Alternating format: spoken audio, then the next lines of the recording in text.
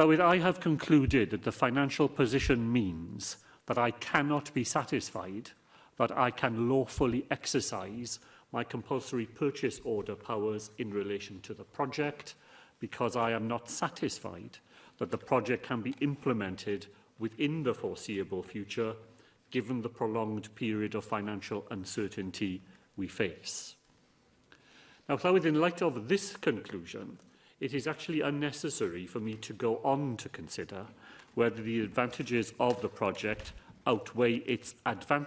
disadvantages, and whether I agree with the Inspector's overall conclusions as to where the balance between advantages and disadvantages lie. Nevertheless, I have proceeded, as the Inspector did, by addressing, as he says in paragraph 8.481 of his report, the strong and competing interests at play and the question of where the balance between those competing interests should lie. I have therefore considered the advantages and the disadvantages identified by the Inspector,